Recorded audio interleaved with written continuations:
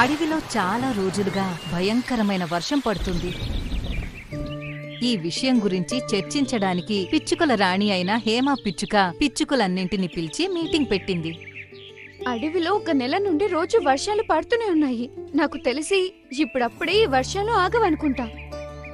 మీరు చెప్పేది నిజమే పిచ్చుకల రాణి. భయంకరమైన వర్షాల కారణంగా దాదాపు అన్ని పిచ్చుకల గూడులు కూడా పాడైపోయాయి. గద్దలు కూడా మమ్మల్ని ఇబ్బంది పెడుతున్నాయి. ప్రస్తుతం ఇది గొడవ పడే సమయం కాదు. నేను మిమ్మల్ని ఇక్కడికి ఎందుకు పిలిచానంటే, మనం కాలుకాకి దగ్గర నుండి కొబ్బరికాయలు కొనుక్కోవాలి. అలాగే మనం ఈ కొబ్బరికాయలతో గూడు తయారు చేసుకోవాలి. అలా చేయడం వల్ల మనం ఈ భయంకరమైన వర్షం నుండి మనల్ని మనం కాపాడుకోవచ్చు. హేమ పిచ్చుక మాట విని పిచ్చుకలన్నీ కాలుకాకి షాప్ దగ్గరకు చేరుకున్నాయి. అక్కడ చాలా పెద్ద పెద్ద కొబ్బరికాయలు పెట్టి ఉన్నాయి. కాలుకాకి పిచ్చుకలన్నింటినీ చూసి ఆశ్చర్యంతో ఇలా అంది. అరే ఏమైంది? ఈ రోజు నా షాప్కి ఇన్ని పిచ్చుకలు ఒకేసారి వచ్చాయి. అంతా బానే ఉంది కదా? మేము నీ కొబ్బరి బొండాల ఇల్లులన్నీ కొనుక్కుంటాము. నేనిక్కడ ఉండేదే కొబ్బరికాయలు అమ్మడానికి. ఒకవేళ మీ దగ్గర డబ్బులుంటే కొబ్బరికాయలు కొనుక్కోండి. పిచ్చుకలన్నీ కాలుకాకి షాప్ నుండి తమ తమ గూడు కట్టుకోవడం కోసమని కొబ్బరికాయలు తీసుకుని వెళ్లాయి. కాలుకాకి తనలో తానే మురిసిపోయి ఇలా అనుకుంది. అరే వా, ఈ రోజు వ్యాపారం చాలా బాగా జరిగింది. ఇలా వర్షాలు పడుతూ ఉండాలి, అలానే నా కొబ్బరికాయలు అమ్ముడుపోవాలి. కాలుకాకి అలా అందో లేదో ఇంతలోనే ఒక చిన్న పిచ్చుక కాలుకాకి దగ్గరకొచ్చి ఇలా అంది. నా పేరు మీను. నా దగ్గర డబ్బులు లేవు, ఎందుకంటే నేను ఒక అనాథని. నువ్వు నాకు ఒక కొబ్బరి బొండం అప్పుగా ఇవ్వగలవా? భయంకరమైన వర్షం వల్ల నా గూడు కూడా పాడైపోయింది. కాలుకాకి కోపం వచ్చినట్టుగా మొహం పెట్టుకుని మీను పిచ్చుక వైపు చూస్తూ ఇలా అంది. నేనేమీ ఇక్కడ ఉచిత సేవలు చేయడానికి ఉండలేదు. నీ దగ్గర డబ్బులుంటే కొనుక్కో, లేదంటే ఇక్కడ నుండి వెళ్ళిపో. మీను పిచ్చుక బాధతో వర్షంలో తడుస్తూ తమ ఇంటికి వెళ్లి పడిపోయిన తన ఇంటిని చూస్తూ ఇలా అంది. నేనేం చేయను, నా గూడు పాడైపోయింది. గూటిలో వర్షం చినుకులు కూడా పడుతున్నాయి. ఏదేమైనా నేను ఈ రోజు రాత్రి ఇక్కడే గడపాలి. మీను పిచ్చుక తన గూటి లోపలికి వెళ్లిపోయింది. అప్పుడే దాని దృష్టి దాని ఇంటి లోపల ఉన్న ఒక గద్ద పైన పడింది. మీను పిచ్చుక గద్ద వైపు చూస్తూ ఇలా అంది. ఎవరు నువ్వు?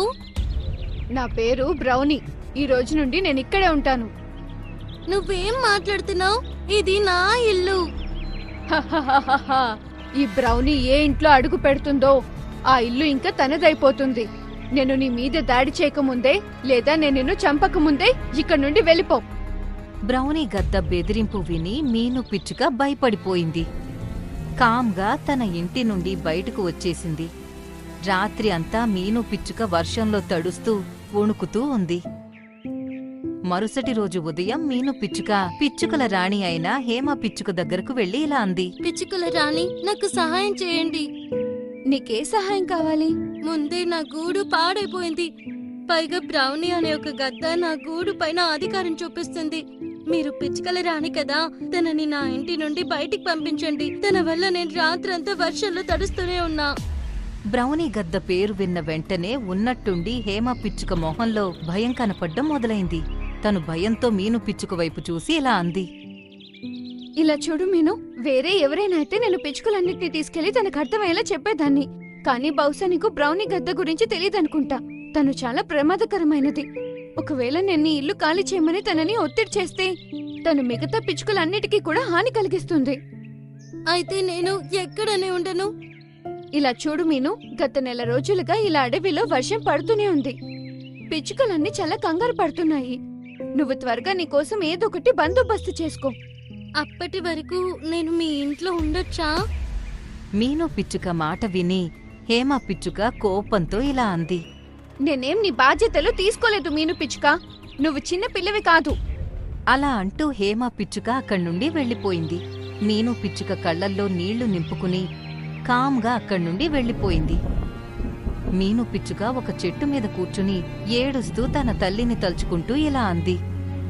అమ్మా, ఒకవేళ నువ్వు బతికే ఉంటే ఈ రోజు నాకు పరిస్థితి వచ్చేది కాదు. ఈ అడవిలో ఒక అనాథ పిచ్చుకని ఎవరు పట్టించుకోరు. ఇప్పుడు నేను ఎక్కడికి వెళ్ళాలి? మీను పిచ్చుక చాలాసేపటి వరకు ఏడుస్తూ ఉంది. మరుసటి రోజు అలసిపోయి మీను పిచ్చుక సహాయం కోరుతూ పిచ్చుకలన్నింటి దగ్గరకు వెళ్లి వేడుకోవడం మొదలుపెట్టింది. కాని ఏ పిచ్చుక తనని తమ ఇంట్లో వాటితో పాటు ఉండడానికి ఒప్పుకోలేదు. అలసిపోయి నీరసంతో మీను పిచ్చుక ఒక దట్టమైన చెట్టు కొమ్మ మీద కూర్చుంది. ఆ కొమ్మ మీద వర్షం నీళ్లు పడడం లేదు. చూస్తుంటే ఇది చాలా దట్టమైన చెట్టులా ఉంది. వర్షం ఇక్కడ ఆగిపోయేలోగా నేను ఇక్కడే గూడుని కట్టుకుంటాను. ఇంతలోనే ఉన్నట్టుండి చెట్టు ఎర్ర రంగులోకి మారింది. అది చూసి మీను పిచ్చుక చాలా భయపడిపోయింది. అరే, ఈ చెట్టు ఎందుకు ఎర్రగా మారిపోయింది? అసలు ఇదేమి చెట్టు? అప్పుడే మీను పిచ్చుక చెవులకి ఒక భయంకరమైన శబ్దం వినిపించింది. నీకు ఎంత ధైర్యం ఉంటే నువ్వు నా మీదే కూర్చుంటావు? మీను పిచ్చుక భయపడుతూ ఇలా అంది. ఎవరు నువ్వు? ఏ చెట్టు మీదైతే నువ్వు కూర్చున్నావో ఆ చెట్టుని మాట్లాడుతున్నాను. నేను ఒక మాయావి చెట్టుని. అలాగే మంచి పిచ్చుకలు నా కొమ్మల మీద కూర్చోవడం నిషేధం. నువ్వేం మాట్లాడుతున్నావో నాకు అర్థం కావడం లేదు. ఈ చెట్టు మీద ఎవరు కూర్చోరు. ఎవరి మనసులో అయితే ఎదుటి వాళ్ళ మీద ప్రతిద్వేషం ఉంటుందో వాళ్ళు మాత్రమే ఈ చెట్టు మీద కూర్చుంటారు. నువ్వు చెప్పింది నిజమే. నిజంగానే నేనొక బలహీనమైన పిచ్చుకని. అలా అని మీను పిచ్చుక గట్టిగా ఏడుస్తూ జరిగిందంతా మాయావి చెట్టుకి చెప్పడం మొదలుపెట్టింది. నువ్వు కోరుకుంటే నేను నిన్ను బలమైన దానిలా మార్చగలను. అప్పుడు నువ్వు నిన్ను పట్టించుకునే వాళ్ళ మీద పగ తీర్చుకునే అవకాశం నీకు దొరుకుతుంది. నీకు బలమైన దానిలా మారాలని ఉందా? ఉన్నట్టుండి మీను పిచ్చుక మనసులో మిగతా పిచ్చుకల పట్ల కోపం మొదలైంది. అవును, నాకు వాళ్ళపై పగ తీర్చుకోవాలనుంది. అలాగే అయితే నీ ఆకారాన్ని నేను పెద్దగా మారుస్తాను. నిన్ను చూసి అన్ని పిచ్చుకలు భయపడతాయి. కానీ నువ్వు నాకు ఒక మాట ఇవ్వాలి. నువ్వు ఇక్కడ ఉండే ప్రతి పిచ్చుక ఇల్లు పగలగొట్టాలి. నేను ఒప్పుకుంటున్నాను.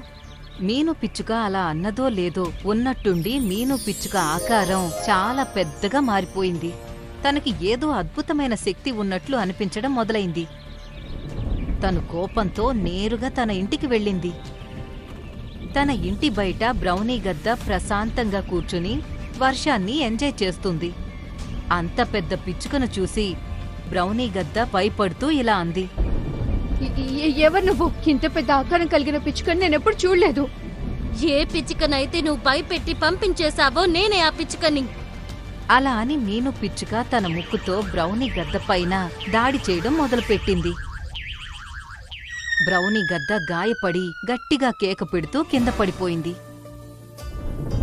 ఈ గద్దని గాయపరిచిన తర్వాత నాకు చాలా ఆనందంగా ఉంది. ఇంకా నేను అందరి కొబ్బరికాయల ఇంటిని పగలకొడతాను. ఎందుకంటే ఎవ్వరూ నాకు సహాయం చేయలేదు. ఆ మాట విని మీను పిచ్చుక కోపంతో రగిలిపోతూ మిగతా పిచ్చుకల కొబ్బరికాయ ఇంటిని పగలగొట్టడం మొదలుపెట్టింది. మిగతా పిచ్చుకలన్నీ మీను పిచ్చుకని చూసి చాలా భయపడిపోయాయి. పిచ్చుకలన్నీ భయపడుతూ పిచ్చుకల రాణి హేమ దగ్గరకు వెళ్లి జరిగిందంతా చెప్పడం మొదలుపెట్టాయి.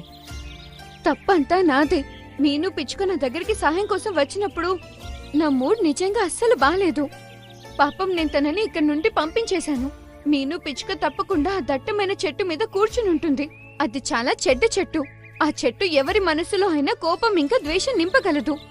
అది ఒక మాయావి చెట్టు.